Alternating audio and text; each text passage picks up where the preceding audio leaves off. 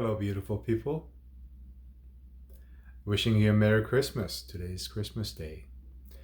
And I wanted to talk briefly about the importance of letting go of the past. It seems that a lot of issues that we have, all of us, as I exploring mine, really, any challenges, difficulties we face in our current life, the roots of it, the undercurrent of it is from the past, obviously. A lot of our pain, a lot of our yearning for something better, a lot of our conditioning comes from the past, obviously. And it is important to let go of the past if you want to open to a new future, this being Christmas Day and almost New Year. But rarely are we told how to really let go of the past.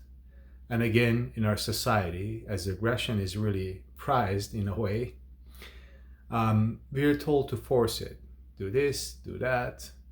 Just let go, man. Just let go. Well, it doesn't always work that way. So today I wanted to really touch base on how to let go of the past. No matter how painful it is, no matter how much we are attached to it. And that stems from some resistance I've had recently in my practice. And I explored and I realized that the past conditioning obviously has to do with it, as it usually does. In my personal experience, it is important to let go of the past, obviously, because we have to make the space, the right state of mind for a better present and better future, really.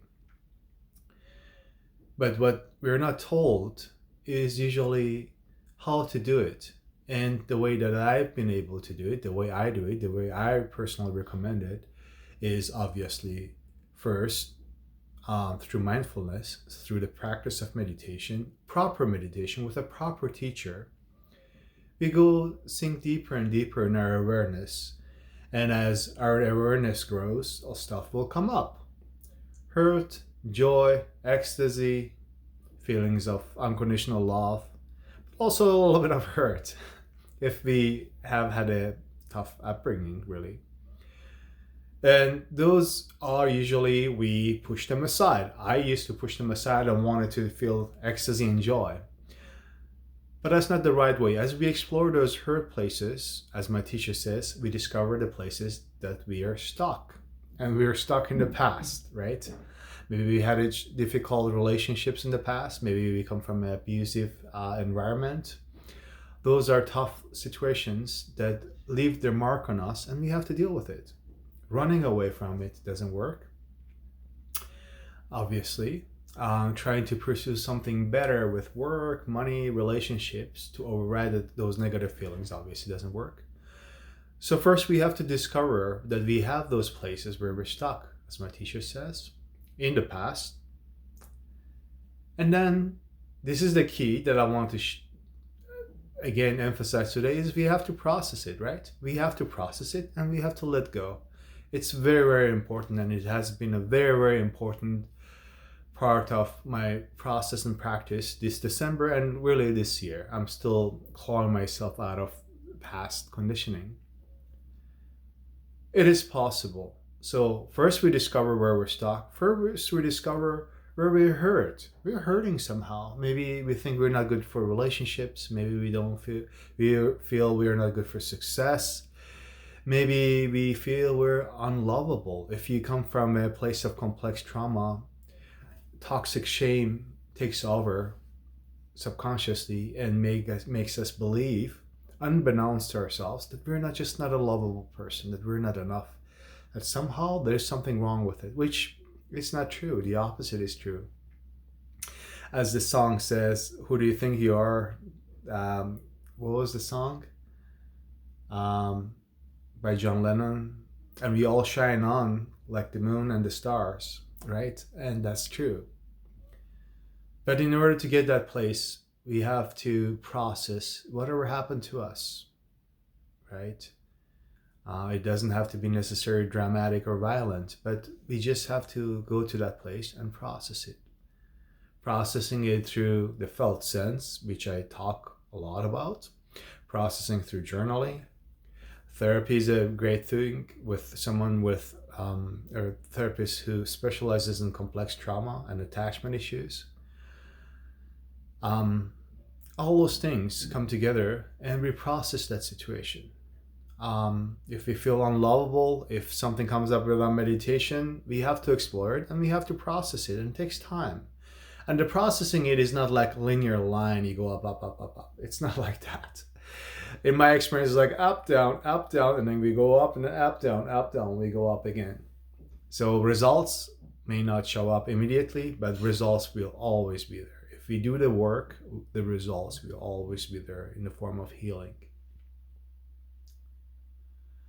So we process it. We feel like we will never succeed. We trace it back. And in my situation, what was holding me back was resistance, that I'm not good enough, or things don't work out for me. That sort of feeling, not exactly, but that sort of area. And I explored and I realized that I was stuck in my practice for many years, and a sense of helplessness underneath it all stemmed from that way. And I had to process it. And I think that I overcome most of it, or at least a big chunk of it. And I'm happy with my December. Well, we have to process it. And once we process it, we let go of that false thinking, right? False conditioning, false self-imprisonment, really.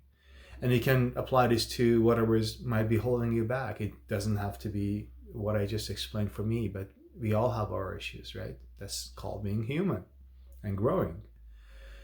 So we process it, and once we go back in time, in our mind, in our head, in our body, to where that thing took place, we just don't think we're enough. We go back to the place. Maybe we were harassed and bullied, like I was in high school, in a different country, and you imprint that upon yourself. Toxic shame may be forming, and we think we're not enough. So we go back to that place, with the help of a therapist, with journaling, with ourselves, whatever, and then we heal that part. So that's the part of the processing. But once we process it, it's also important to let go, right? It's example someone gave is like you have been given a land that has been vacant farmland for decades, maybe even centuries. There are rocks everywhere, there are trees, shrub everywhere. So what you have to do is you have to clean the field, which will take a long time. But equally important is to plant what you want in it. If you weed a garden, you have to plant what you want in it. Otherwise, the weeds will grow back. And that's another part of it. We have to let go. And we have to pursue what our heart desires. So, yeah, we have to process it, and then we have to let go. And we have to either... Jesus had this imagery of two thieves on the cross. One is good, one is bad. That's just symbolism of it. And then he took one of them that has truth with himself, and the other one he left behind. I'm not saying literally, but symbolically, we go through trials and errors, and we take the wisdom that we have gained from that after processing it, and we carry it with ourselves. The wisdom might be compassion for other people because we were harassed and bullied. The wisdom might be that everybody's lovable, and we share that with the world. But it's important to move on, because if we do not move on, we're still in that cycle. And I noticed through the resistance in my practice of meditation in December, particularly, that there was still a little bit of a victim mentality there.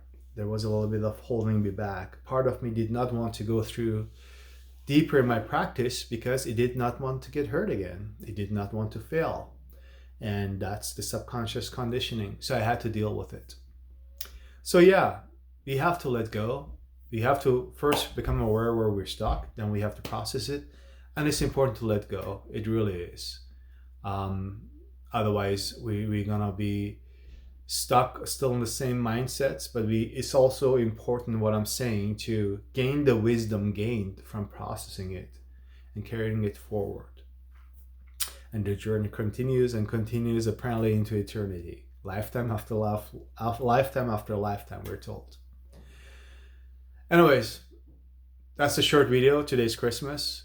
It's about the importance of letting go of the past. And once we process with it, once we change our story, then we can move on. It's like a ship taking this anchor back up and going to the boundless, beautiful sea and ocean that is our life.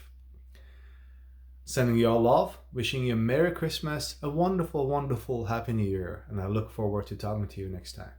Bye for now.